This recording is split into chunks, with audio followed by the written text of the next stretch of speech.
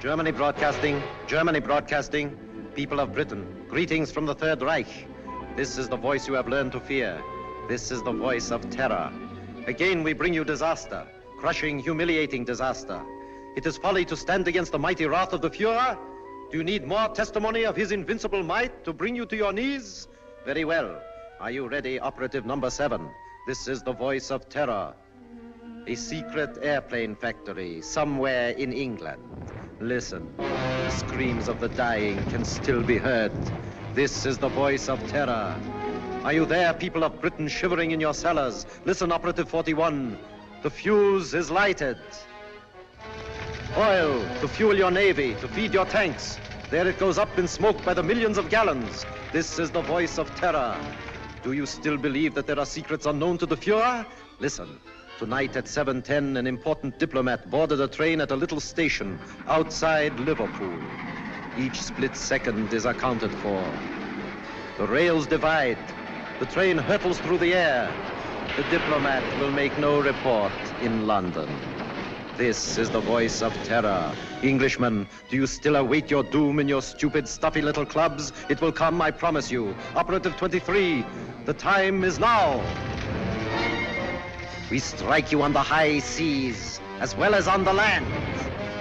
This is the voice of terror. Englishmen, the Fuhrer strikes you now as he pleases. Water pours through your greatest dam, smashing everything before it, even as our invincible armies roll toward their objectives.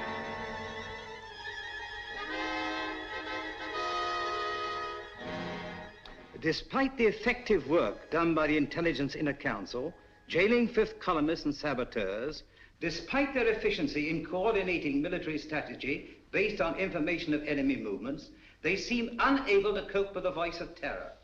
Already 6 military catastrophes have occurred.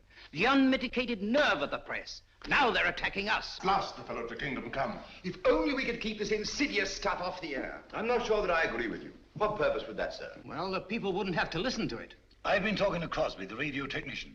If we want him jammed off the air, Crosby can do it. I've been working along other lines. I've asked Mr. Sherlock Holmes to come here. What? Sherlock Holmes? This isn't a case for a private detective, it's a matter of state. In this emergency, we should take advantage of everyone's peculiar gifts. Mr. Holmes is the most subtle and extraordinary private investigator of our time. Are you intimating that the Army and Navy intelligence plus Scotland Yard are not equal to the occasion, Sir Evan? I'm sure they're equal to any occasion. They've done a marvelous job of lining up fifth columnists, saboteurs, and keeping us informed of the enemy's movements. But the voice of terror seems to have them stumped. Sherlock Holmes may have a new approach that will solve the problem. What's happened inside these walls has always been secret. We don't want any outsiders here.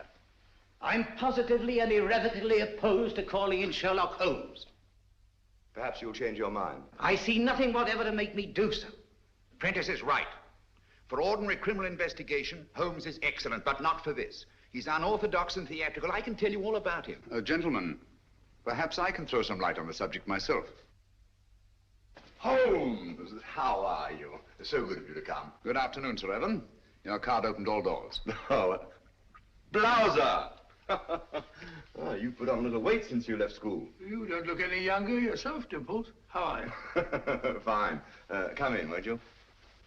You know these gentlemen? I think so. How do you do? I haven't had that pleasure. May I introduce my friend and associate, Dr. Watson? How do you do? I'm afraid I've arrived at an embarrassing moment. Not at all. This gentleman here, Admiral Sir John Prentice. Admiral Prentice, objects most strongly to my being called in. How could you possibly infer that? From the carpet. Carpet?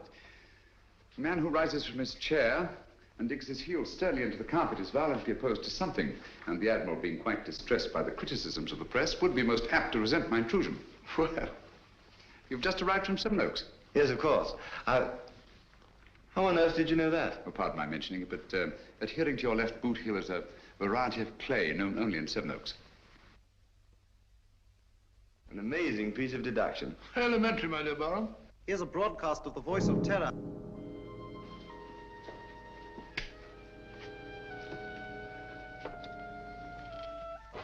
Greetings from the Third Reich. Are you listening, stout fellows across the channel? Are you listening, you little body of incompetent men known as the Inner Council? Today, a new thrill, a new proof of the invincibility of the Fuhrer. Right now, a crack express train laden with British troops and nurses is speeding across England. In just one moment, it will leave the rails forever, crashing twisted metal, the cries of the dying. They can't. Now, They wouldn't dare. It's impossible. They couldn't have got on the to men it. are laughing, joking. That one in the third car reads a letter from home. It is the last letter he will ever receive. The train is rounding a curve. Its whistle is screaming. Farewell, it is saying. Farewell. You have just heard an exact reproduction of the way it sounds, the way it must actually be. The hearts of the German people bleed that innocent men and women have to be killed because your stupid war men... Shaw speaking. Have you any news of the Liverpool Express? Time and time again offered in peace.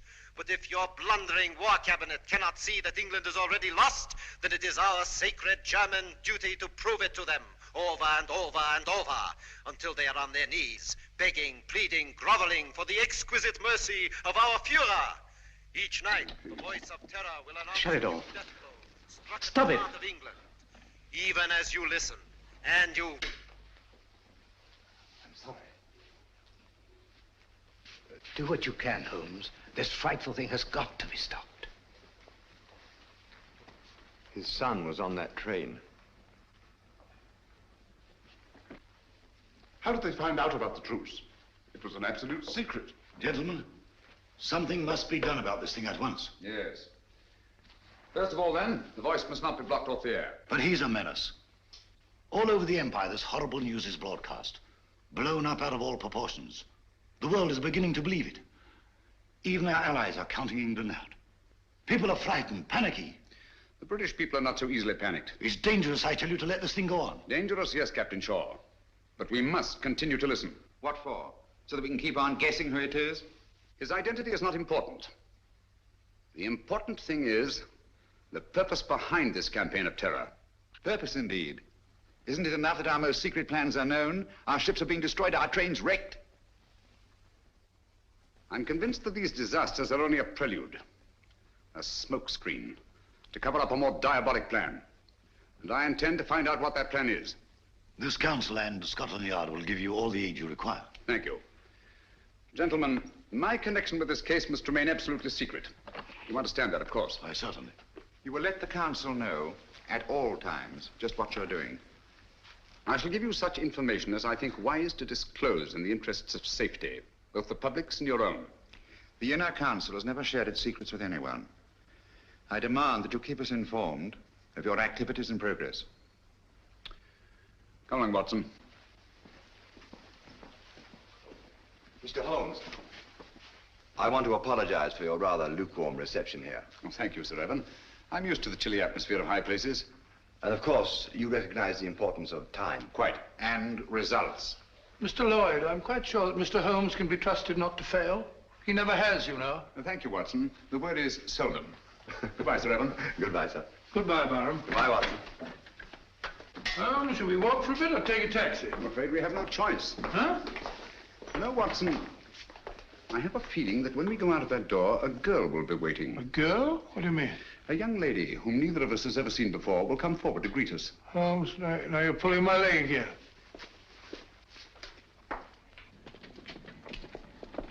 Mr. Holmes, I'm Jill Grandis. How do you do? This is my friend, Dr. Watson. How do you do? How do you do? I've been assigned to drive you around. Thank you. Good gracious me. Where do you wish to go? Baker Street. I know, 221B. Come on, Watson. Hurry up, old fellow.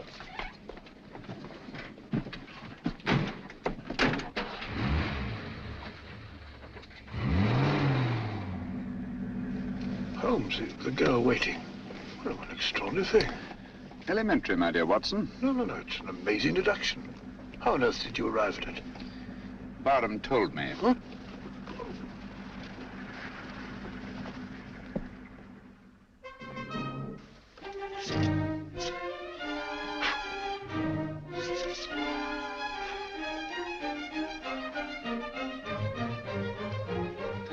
Oh, don't you worry, Mrs. Hudson. Just giving her a bit of a clean. Now we're on a case again. The joints are a bit rusty, like mine, you know.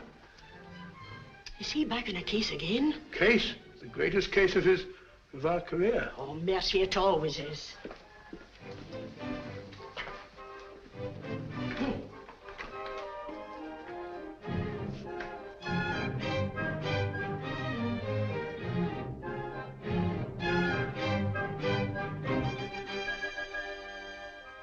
Holmes. I say, Holmes. What? That's right. Well, if you ask me, it's disgraceful. Beethoven's Fifth? Not at all. It's very good. Sir Ronald Headley's conducting very well tonight. I don't mean the concert. No? England's in danger. Heaven knows what frightful disaster's happening, and you sit there calmly listening to the wireless. Music hath charms. Very restful. That's got nothing to do with the whole... Contrary, my dear Watson, it may have a great deal to do with it. Oh, really? I don't see what.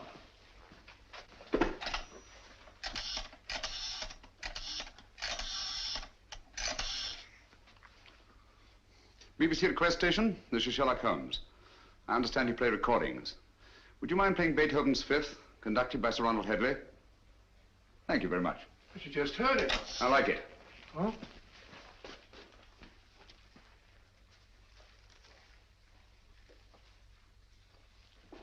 We've had a request for the Beethoven Fifth Symphony, played by the London Symphony Orchestra under the direction of Sir Ronald Headley. This is a transcription.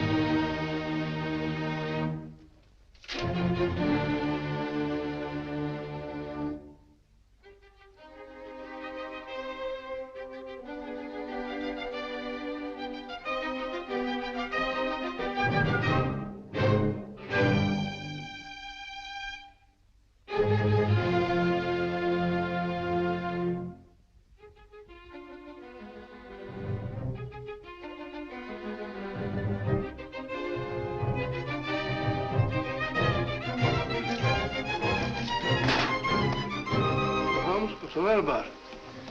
Hmm? I say, Holmes, I don't think... Shh.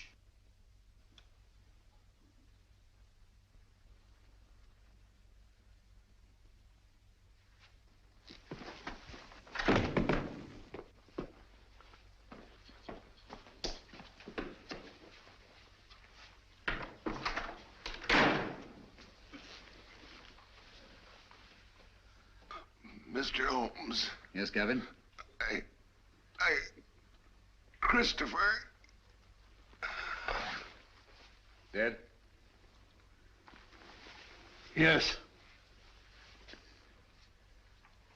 It's been driven in with a lot of force. Watson, this is a warning. Warning? How do you know? I had sent for Gavin to get certain information, which you must have found there in the dark and sinister alleys of Limehouse. He came with his message, which someone doesn't want me to hear, someone determined and dangerous. What's the good of a warning of danger? You don't know from what or from whom? That we shall have to discover. This knife was thrown by the tip, from a distance of about 50 feet, by a man about 5'10". Steady, Holmes. Elementary, no fingerprints. But the distance and the man's height.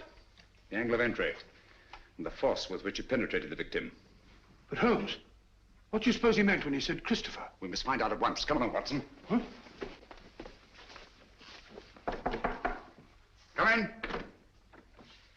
Mr. Holmes, I saw a fella lurking about your steps tonight. Blimey, he won't lurk no more. Pull me out. Take care of it, Dobson. Very good, sir. How did it happen? Haven't time now. Get your coat on, Watson. We're going out. No. Holmes, you promised. Oh. Where are we going? Limehouse.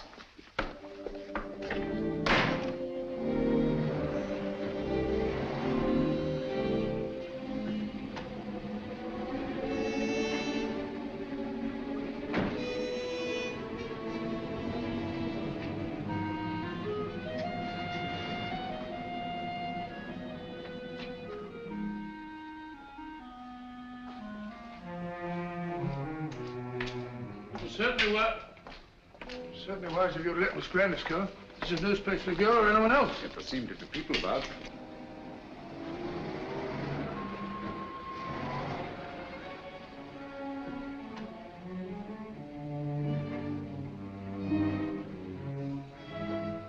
Even Miss Grandis.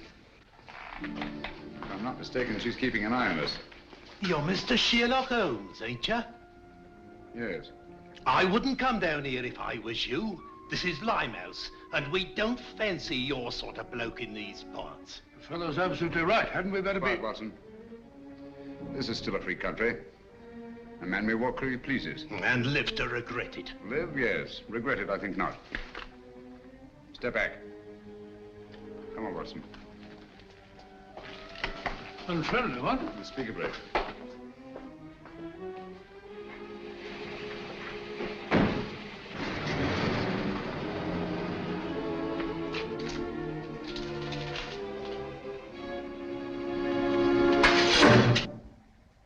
What was that, Holmes? It's all right, quiet. I can't see a thing. Luckily for us, neither can they.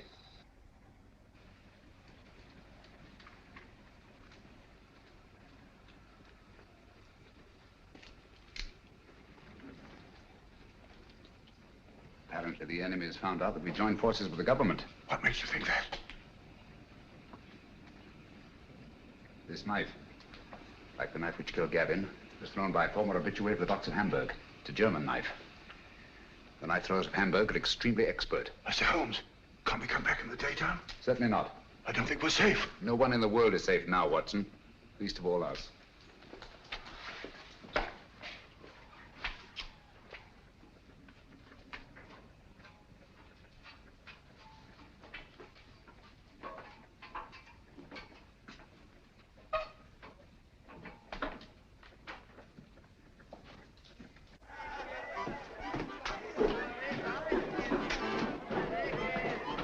What is it? Not ready.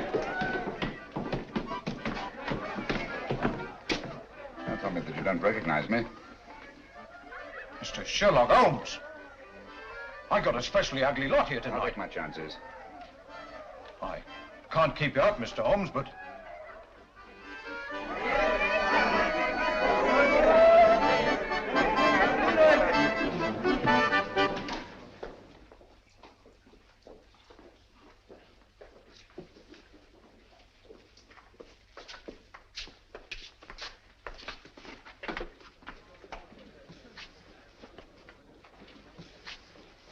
Where's the girl, Kitty?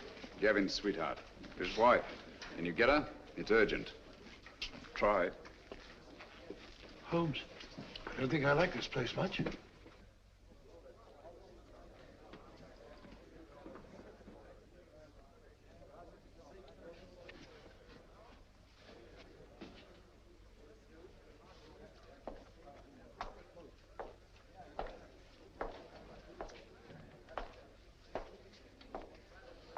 Oh, just sit here if you don't mind.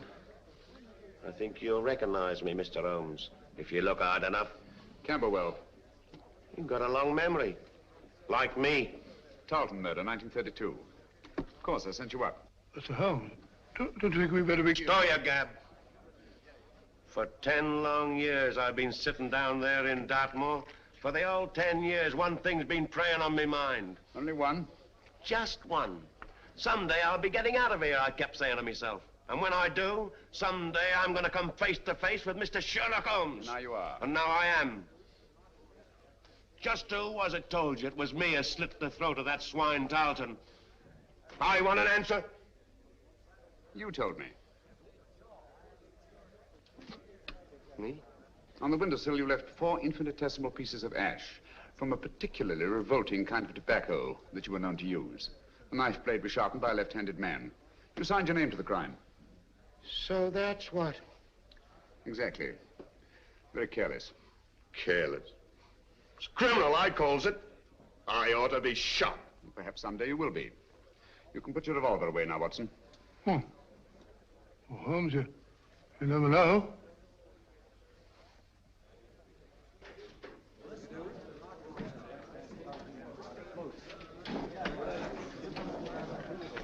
Where's Gavin? Sit down, Kitty. Where is he? You've got him into trouble. What have you done to him? Take it easy, Kitty. Gavin's dead. Dead? Oh, it ain't possible. Well, I was with him only 2 hours ago. You're trying to frighten me. No, I'm not, Kitty. It's you. You killed him. I warned him to stay away from you.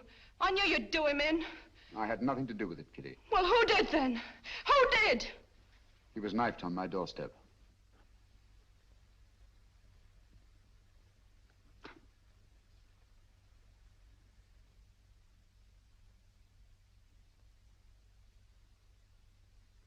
I'm sorry. I'm deeply in his debt. Before he died, he said one word. Christopher.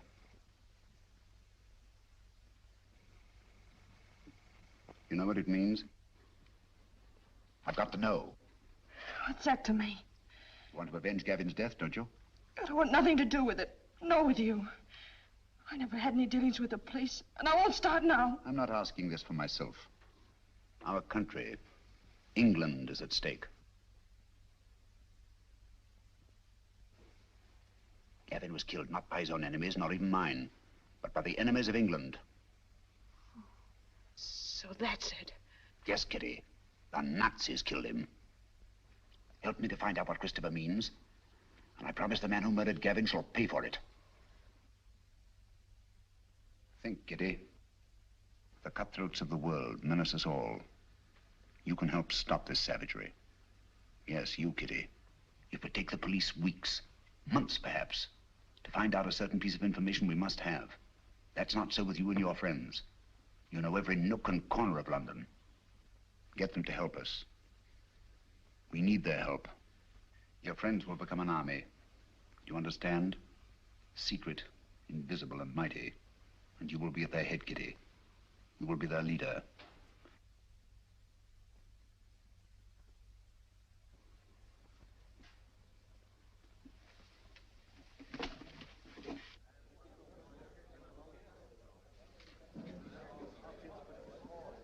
Grimes, do you know what Christopher means?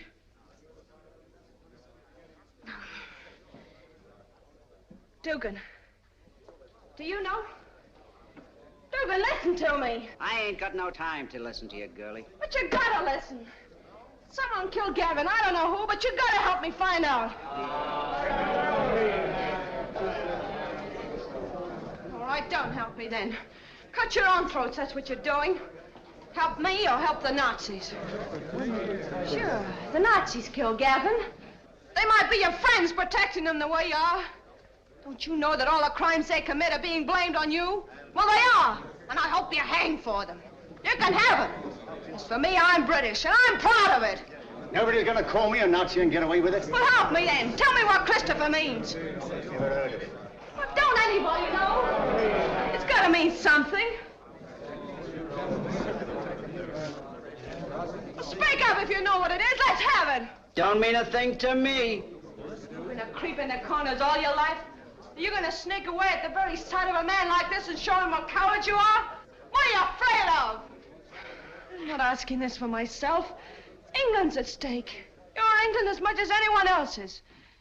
Got no time to think about whose side we're on. There's only one side, England. No matter how high or how low we are. You, and you. We're all on the same team. We've all got got the same goal. Victory! Now, what do you want to know? Spread out all over London. But find out what Christopher means. We'll find out, no fear about that. Thank you, Kitty. Well done, my dear. Shaw speaking. Yes, Miss Grandis. That checks with my report. No, Miss Grandis. Sir Evan hasn't arrived yet. Yes, thank you. Miss Grandis reports that Holmes spent some time at the Air Ministry today. That checks with my information. Last night a murder and a session in Limehouse.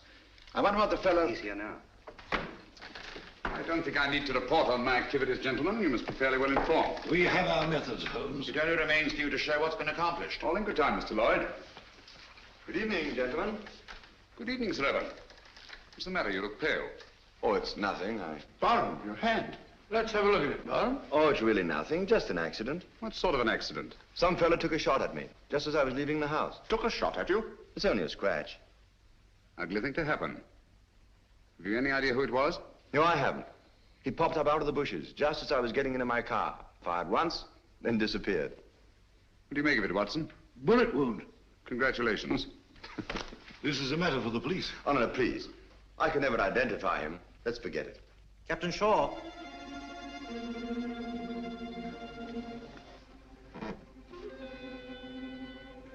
People of Britain, greetings. Is it shock you need? Very well. We Nazis can produce them till Britain's proud head is in the dust where it belongs. People of London, look out of your windows. You will see your promised disaster written across the skies. Lawford, turn out the lights, please. Look to the East India docks. Are you alert, number 20? Look, Britain, look, and wonder, and despair. We Nazis keep our promises. There's a terrible fire in East End. Concentration of men and supplies. American bombers, tanks, gone. Destroyed utterly. The flames are mounting, higher and higher and higher.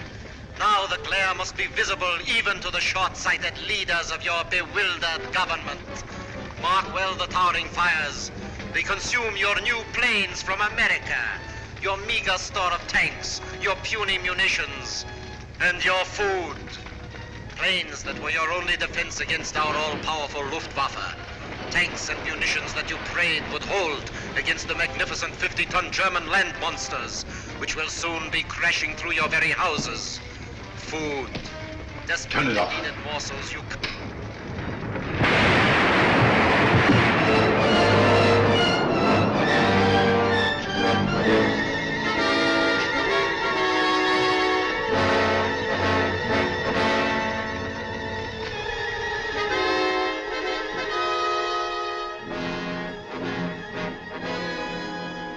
Gentlemen, this is really a terrible setback. How do they find out our secrets? It's horrible, the way it's timed, the precision of it. It's not so precise. Almost precise. What do you mean? I should call it exact. No. The fires actually broke out sometime before the voice called to his operative in London. Joe, that's true. And last time, the train disaster. Captain Shaw was on the telephone immediately, and Scotland Yard knew all about it. The derailment must have occurred at least 10 minutes earlier. That's certainly possible. Even so, what of it? No mystery, nothing supernatural, just split-second planning, that's all. Days, perhaps weeks in advance. Very well figured out, Holmes. It gets us a step forward. Now, gentlemen, let's take a step even further. I have charted here the tonal differences between actual and transcribed broadcasts. Using this test, I'm convinced that the voice of terror is undoubtedly recorded and played from a record. What does that prove? It proves that the voice of terror, the man himself, is not in Germany. He's here, in England. Oh, that's impossible. What are you telling us, Holmes? It can't be. Our technicians insist the broadcast originated in Zeisberg. And so they do, from recordings flown to Zeisberg. It's impossible, Holmes. You can't expect anyone to believe that. It can't be done. Thanks to the Royal Air Force, I have some rather curious information. At irregular intervals, 6 Nazi bombing planes come over and drop their deadly cargoes on non-military objectives. A meadow or a sheepfold. That's nonsense. The Nazis aren't fools. They don't waste ammunition. Of course not. Then what's the purpose? To divert attention from the fact that a single plane breaks formation each time and disappears. But why?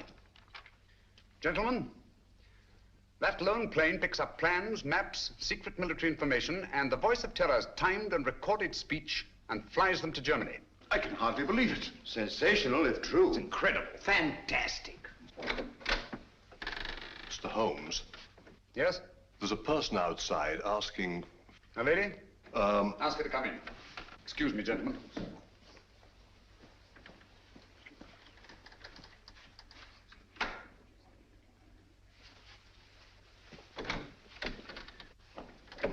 Gentlemen, I must leave at once. Where are you going?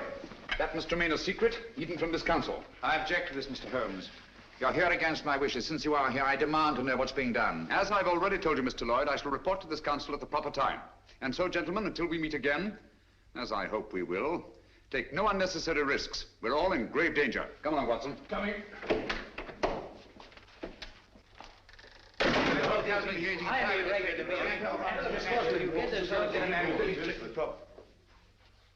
Stay.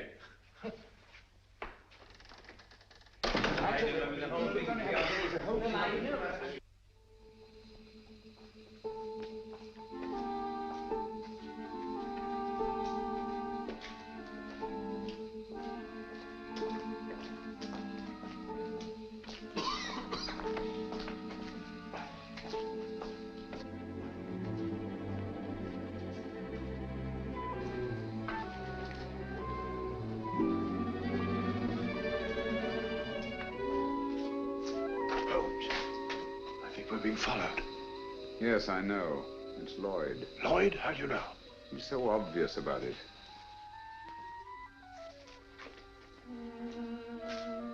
Good evening, Mr. Lloyd. You going our way? I intend to find out what you're doing. Even to the point of following me? This is our business, you know, as well as yours. All right. Come along.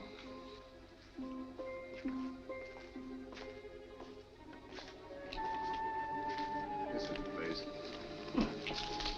Seems deserted. It's been deserted for years. Not very securely locked. Fortunate, isn't it?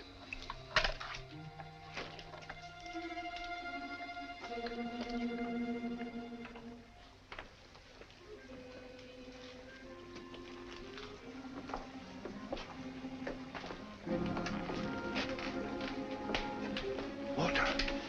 It's the river. This is part of the old Christopher docks. Never heard of them? Christopher? I say, Holmes, isn't that the word that Quiet, Gavin... Watson. Oh, sorry. They're almost forgotten. They were built before Victoria.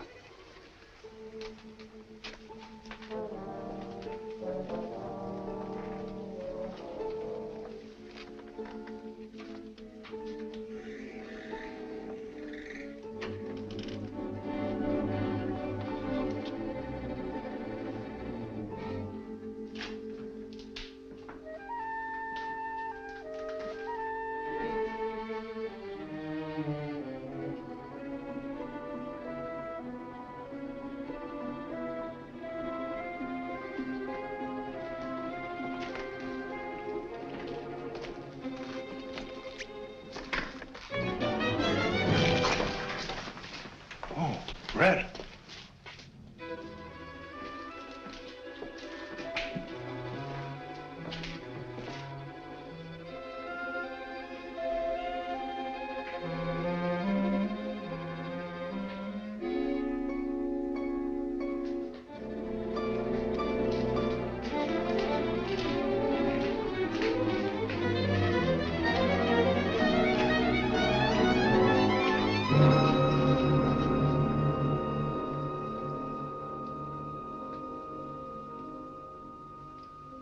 Good evening, gentlemen.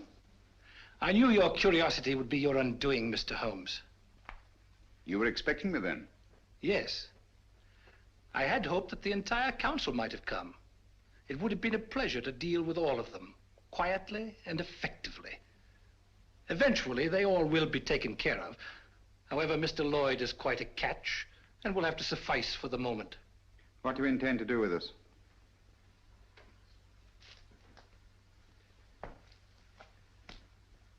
Were it not that time is so pressing, we might first put you on trial. On trial for what? Crimes against the Third Reich. Misguided efforts to wreck our inevitable victory. Mr. Lloyd, your super British patriotism, your blundering but sometimes effective intelligence efforts are well known. We have quite a score against you, which will be settled. Dr. Watson. A fair physician, no doubt, but of no consequence. To our stupid British minds, every life is of consequence. A quaint notion of an even quainter nation. We are not like that. We know that only the powerful are worthy of respect. Let our record speak for us. Your record speaks. It's brilliant. Thank you. A brilliant record of rapacity, cruelty, torture, deceit, and murder. Murder?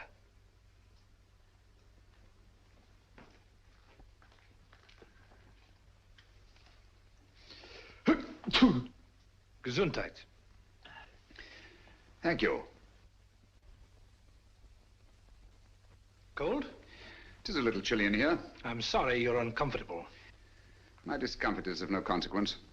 Your false courage is not impressive, Mr. Holmes. Of course you realize that you and your friends are going to die? As all men must, sooner or later. Not later. Now.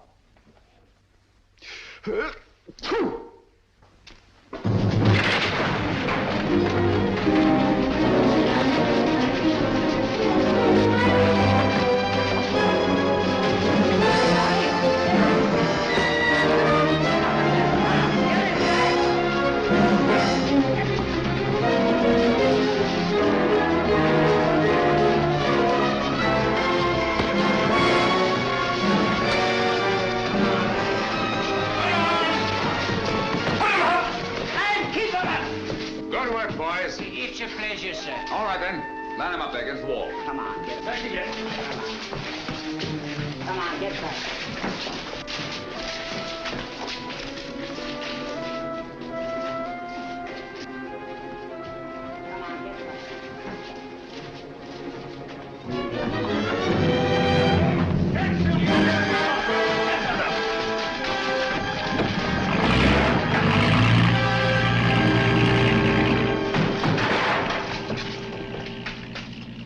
He got away. Oh, most unfortunate. I blame myself severely. I should think you might, Holmes. If you hadn't been so stupidly mysterious, allowed Scotland Yard to give you adequate protection, the man would never have escaped. No, he never would. Most regrettable. Gesundheit.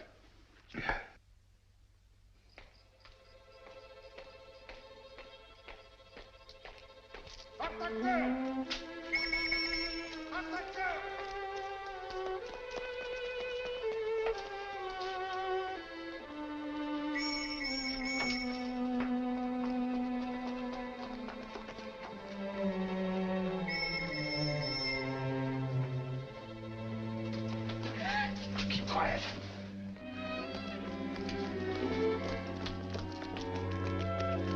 Take your hands off. You fool! Do you want to bring the whole force in here?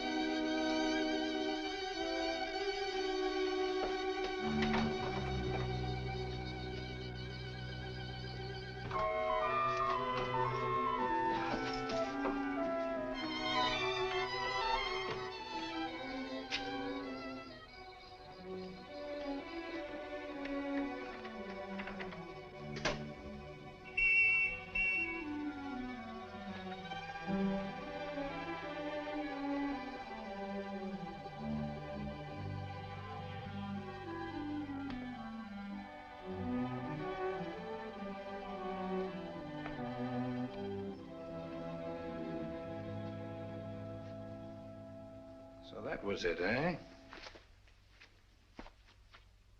Quite a haul. It's mine.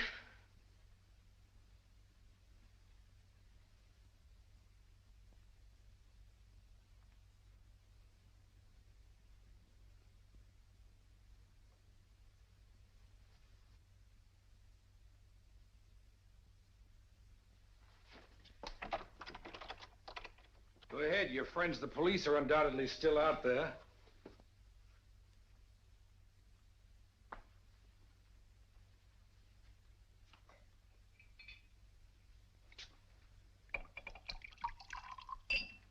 isn't a better hideout in all London.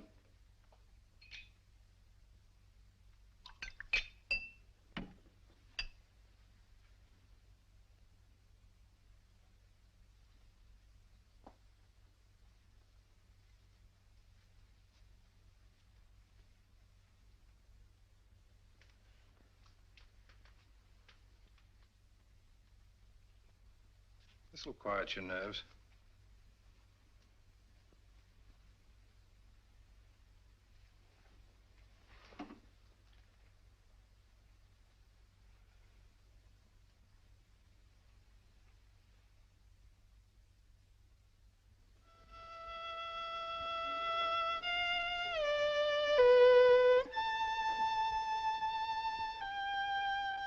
The tea's got cold again.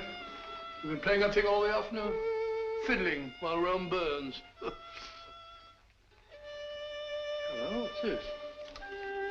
General J. Lawford, KCB DSO, and Captain Roland Shaw, MC, who today narrowly escaped being struck by a falling wall in a bombed area. Lawford and Shaw by a falling... Holmes, you don't think that... It was not an accident. Good heavens. Holmes, that sinister-looking fellow, what's his name? Meade. If only he hadn't got away. Yes, difficult as it was, I managed to let him escape. You let him escape, but great Scott, man. He was about to kill us. He may even yet. I don't understand you, Holmes. It's my theory if this chap Meade is the arch criminal, that he's behind the whole thing. You're absolutely right, Watson. Except for one thing. Well, then I'm wrong. Have you observed that a highly secret military plan is thwarted by each of these disasters? Yes, I have. Now that you mention it. Watson, there's a leak. A leak? You mean in the council? But Holmes, that's impossible. Anything is possible until proved otherwise. See who are in the council. It's Lawford and Shaw. They're above suspicion. Their record proves that. Anyhow, they were attacked. Unsuccessfully. There's Prentice. Would he kill his own son? Doesn't seem likely. And yet the boy is dead. Barham, of course, brought you into the case. So it's quite obvious that he wants it solved. Most patriotic of Savin Barham. He's a great fellow. Paid wing 3/4 for the school my last term, so I can vouch for him. Besides, he was attacked too. Shot at. So I gather. How about Lloyd? No, it can't be him. Meade was going to kill him as well as us. By the way, he's a brave fellow, Lloyd. Did you notice that he didn't turn a hair? Very composed. Come in. Mr. Holmes? Yes, Kitty? I think now we'll be able to get some information from Mr. Meade. Your plan worked like a charm. I knew you could do it. Oh, it's not so hard once your mind's made up. And mine is. You'll be careful. She better be. She's mixed up with that fellow. Oh, I'll be careful, all right. But I'm going through with this. Good girl. I heard him talking on the phone today. Yes? He said, I'll take care of that little Seven Oaks matter at 11 tonight. Seven Oaks? Isn't that where... Barham has a country place. Watson, there's not a moment to lose. If I find out that Meade did kill Gavin, I'll... If so, he'll be punished. I warned you no one was safe with that fellow at large. Now he's after Barham. Yes, I only hope we're in time. Come along, Kitty. I'll get you a taxi. Thank you, Mr. Holmes.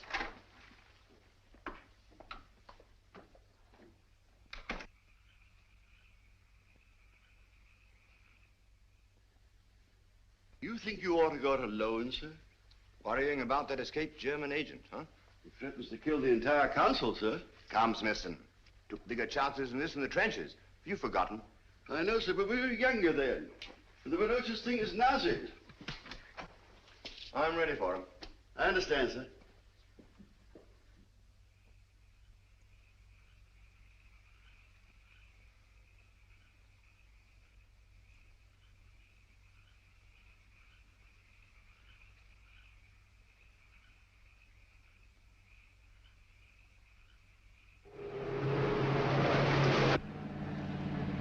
You've driven Sir Evan down here before, of course, Miss Grandis.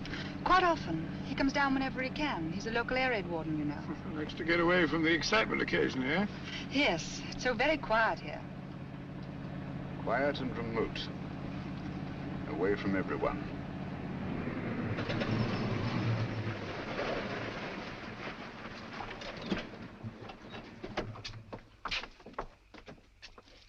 Yes? Oh, Miss Jill. it's all right, Smithson. Where's Sir Evan? On his rounds, miss. Which way? Down that lane of trees, sir. I'll go. You stay here. You too, Watson.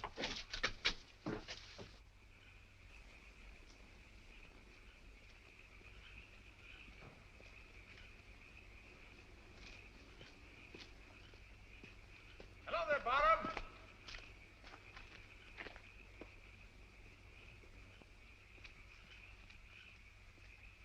Holmes, what on earth are you doing out here? I've been worried about you. Yes? That fellow Meade appears to be in the neighborhood. Do you mind if I go along with you? I'd feel better about it. Not at all. I'd appreciate the company. You know, it gets quite lonesome, especially on a night like this. By the way, do you feel you're getting any nearer a solution of this terrible business? Yes, the end is in sight. Really? Well, would you mind telling me? Listen. Air raid sirens. Yes. Coming our way. Yes. Well, I don't seem to hear any planes. Wait a minute. I can. Look, there's one. She's coming right over.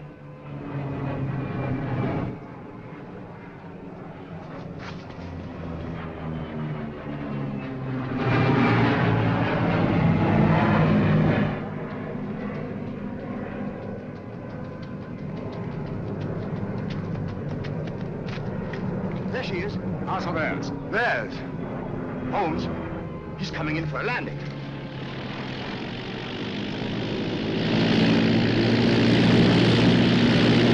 The swine. That's a pickup plane. The voice must be here, close by. Then we've got him. Barham! Be careful!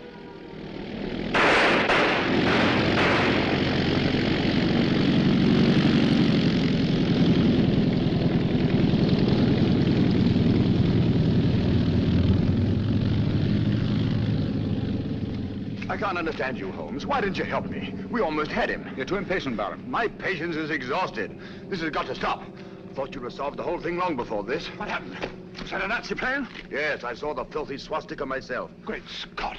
Took a shot at him, but he got away. Meade also got away. Well, I better go and report this. We'll go with you. Come along, Watson. You needn't bother. I can take care of myself. My dear fellow, there's no use taking chances. I'm afraid you're a marked man as long as Meade is at large. Come on.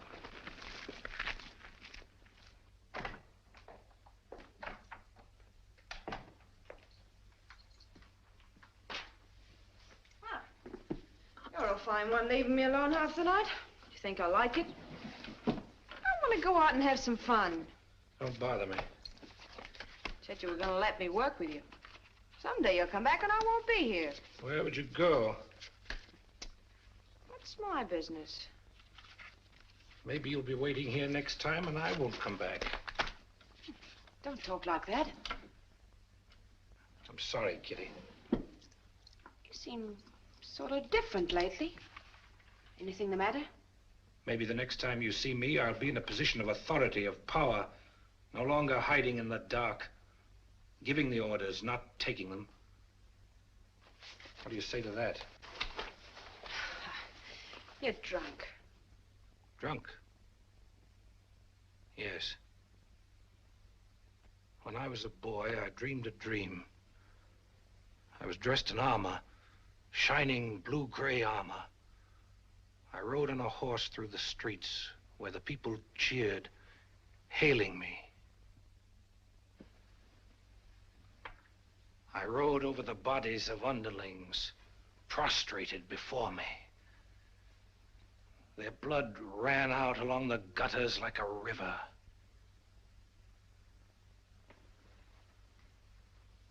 What if this was no dream? What if it was prophecy? What if all this comes to pass?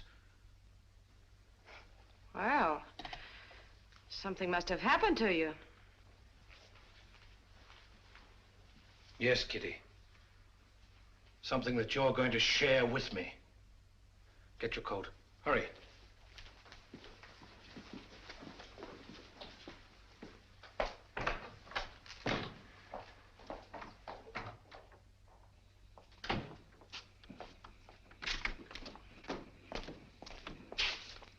Right, you. Got plenty of petrol? Enough. Start driving.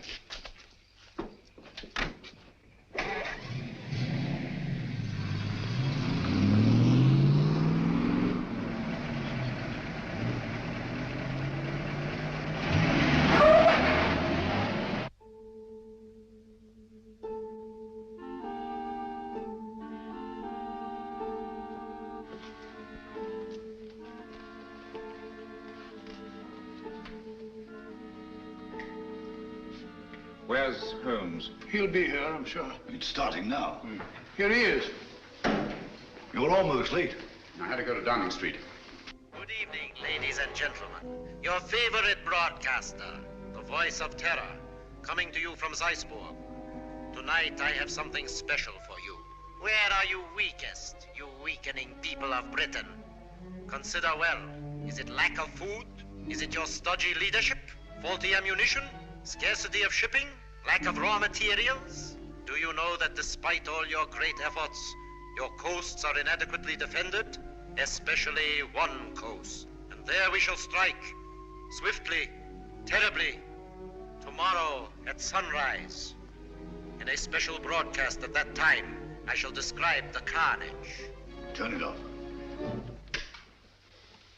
What does he mean? What kind of threat is this? Remember, all our reports for the last few weeks have indicated abnormal enemy activity on the coast of Norway. That means an attack in force on our northeast coast. Then that's where we must concentrate all our forces, immediately. They'll never bring it off now that we know. This time the voice is boasting. Perhaps, but so far he's made good his boasts. What have you done to stop it? Shilly-shallying about while these crimes continue? This is the last straw. We must prevent this all-out attack at any cost. Sir Evan's right. All our available resources must be rushed to meet it. Withdraw material from elsewhere? If need be, yes. This calls for action, and lots of it.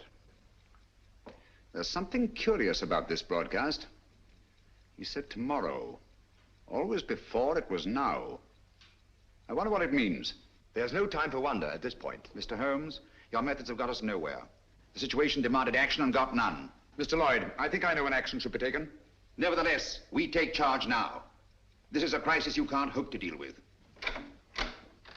A man to see you, Mr. Holmes. Bring him in. Yes, sir. Mr. Holmes, sir. Last night I trailed Kitty and that fellow Mead. Yes? They went to a place near a bomb village on the coast, sir. North? No, sir, south. South? Why didn't you come sooner? Motor trouble, sir. Just got back. All right, it can't be helped. Stand by until we need you. What? So, it's on the southern coast the drama's to be played. The fox is out of his hole at last. Mead has led us to the voice of terror. Gentlemen, we must set out at once. Are you mad? What sort of a wild goose chase are you suggesting? It's ridiculous. It's time to put a stop to this. Barnum speaking. Yes, of course. We've been ordered to accompany Mr. Holmes.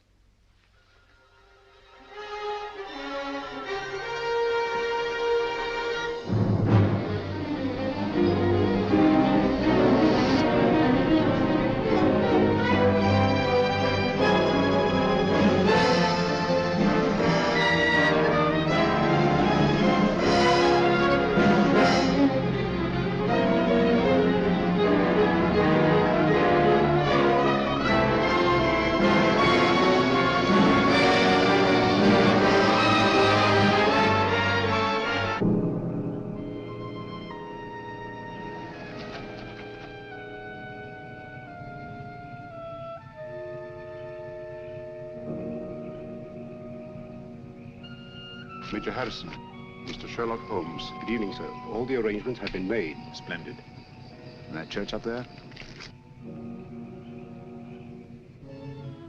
Yes, sir. All right. Let's go, gentlemen.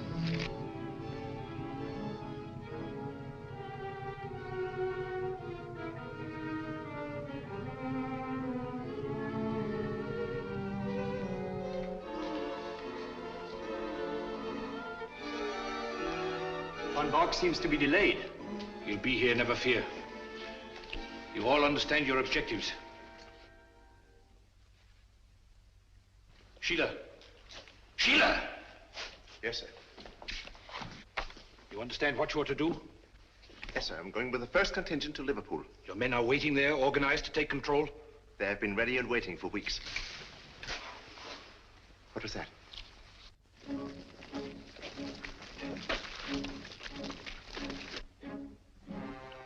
When the world is changing, it is natural to be on edge. Merely owls or perhaps wood rats. No, it sounded like... Sheila. Yes, sir. Wall. City of Croydon and Croydon Airport. All is prepared. You go. Birmingham. where I used to slave in the factories, but not anymore. The day has come at last.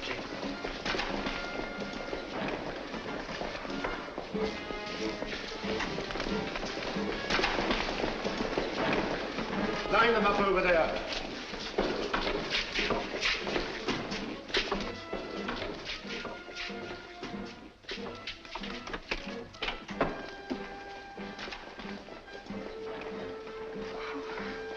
Mr. Holmes.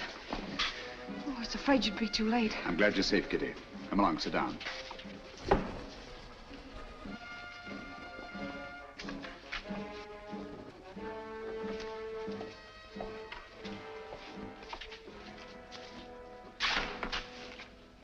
Gentlemen, when Mr. Meade and I last met, he wished he could put us on trial.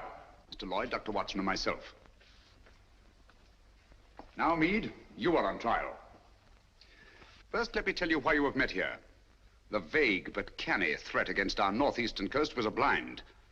Your group has congregated here to receive an invasion army proceeding across the channel. What? Invasion? All those men rushed for defenses of the north? I can't believe it. It sounds impossible. Sit down for a moment. It seems absurd of me. At the head of this mighty force, the picked and chosen, the faithful were to proceed to various centers of our country and take up positions of authority. And we shall, do you understand that? Unfortunately for you, that is not to be. We're held, yes. But the invasion will proceed without us. Why don't you doing nothing? Why we are helpless here? Please be patient. You called me in on this case to identify and to silence the voice of terror and to circumvent the unknown plan behind it. That undertaking is still in progress. But we are rapidly drawing to a conclusion. Gentlemen, the voice of terror is here with you in this church. What? Are you referring to Meade? Why, who is it? Meade was my one sure connection with the voice of terror. At the warehouse, I allowed him to escape and assigned Kitty here to trail him. When I learned through Kitty's abduction that Meade had come down here to meet with a group of men, I asked myself why. Why a deserted fishing village on the Channel when Scotland was to be the next scene of disaster? And why was it necessary to withdraw great stores of ordnance and material for the protection of Scotland? It was a ruse, gentlemen, to leave this coast unprotected. A ruse devised by the voice of terror. I knew quite early, of course, that the voice was a member of your august body. You dare to insinuate that one of us? If this is meant to be humor, it's very ill-timed. German agents knew I was on the case the very night I was called in. How did they know this secret? One of your counsel informed them. There were attempts made on the lives of all of us. But the attempt made on the life of one of your members was entirely unsubstantiated, resting on his word alone. One member whom I went to the country ostensibly to protect, actually to surprise. This member fired on the Nazi pickup plane, not in rage as he pretended, but to warn and frighten it away. That was very clever of you, Sir Evan. Sir Evan? I can't believe it. Sir Evan couldn't be implicated in a thing like this. What's Sir Evan got to say? Let me congratulate you, Mr. Holmes. You admit this outrageous accusation? There's been treason before, but this is beyond belief. Treason is not involved. Sir Evan Barham is not Sir Evan Barham. What are you talking about? In March 1918, Lieutenant Evan Barham was a prisoner in a German prison camp. There, his amazing resemblance to a certain Heinrich von Bock, a brilliant young member of the German Secret Service, sealed young Barham's fate. One morning, he was taken out and shot, murdered in cold blood. Then this man is Heinrich von Bock, who has been masquerading in Barham's place for the past 24 years. You see, gentlemen, the Germans plan well in advance. It's incredible. How could a thing like this happen? Barham had no immediate family. The details of his private life were avidly studied by von Bock, who was 3 years at Oxford and had a perfect knowledge of the English language and English habits. So, with possibly the help of a little plastic surgery, not forgetting the considerable resemblance to Barham in the first place, the deception was carried through. Very clever, Mr. Holmes. I must say, Holmes, this is positively amazing. What made you first suspect Barham? The real Sir Evan Barham carried a scar from childhood. This one is about 20 years old. A detail, but significant. I can't believe it. It was Barham who insisted on your being brought into the case. A colossal piece of egocentric conceit. One to match your own, Mr. Sherlock Holmes. Of course I brought you into the case. to see your weak and silly handling, to watch you fumble and lose it. Are you too stupid to realize that this group is but a small part of our organization? We have men stationed all over England, ready to take command. They never will. They were all taken exactly at dawn, just as you were. So now we are trapped, huh? No, gentlemen. It is you who are trapped. Listen. Even now our Messerschmitts are roaring overhead, the vanguard of the invasion. Why are they not routed? Where are our boasted anti-aircraft guns? They are silent. Our little ruse was entirely successful. The coast has been stripped of its defenses. Preserve your vaunted British vanity as best you may in this your hour of most humiliating defeat. You have not captured us, my friend. We have annihilated you. Do you really think us so blind that we would strip this coast of defenses because of a voice on a phonograph record? The council was deliberately misinformed about moving the defense forces. You are trying to save your face. Look, if you think I'm lying. Those are not Messerschmitts. They're Spitfires and Hurricanes. Returning from blasting your invasion forces, destroying men and barges by the thousand. Look further, Van Bork. Look below. Commandos, tanks, slipping away now that your invasion force has been destroyed to bring ruin and terror to your people.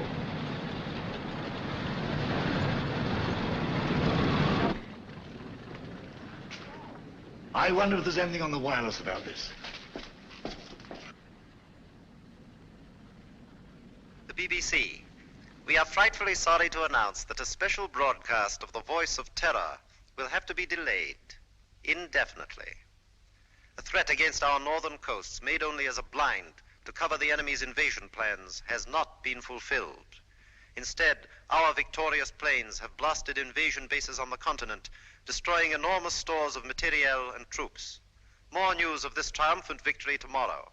At the same time, the scattered Nazi agents all over the Commonwealth have been unceremoniously clapped into prison. That is all.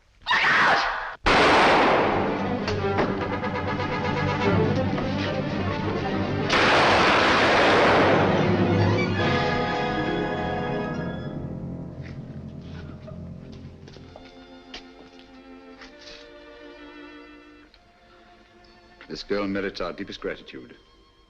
Our country is honored in having had such loyalty and devotion. We'll remember.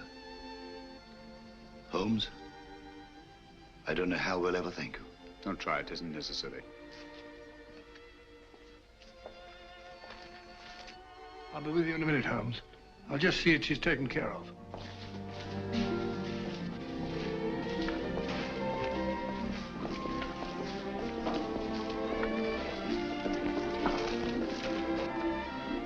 I always did think that chap was an imposter. Barham was a good fellow. Played wing three-quarter for the school.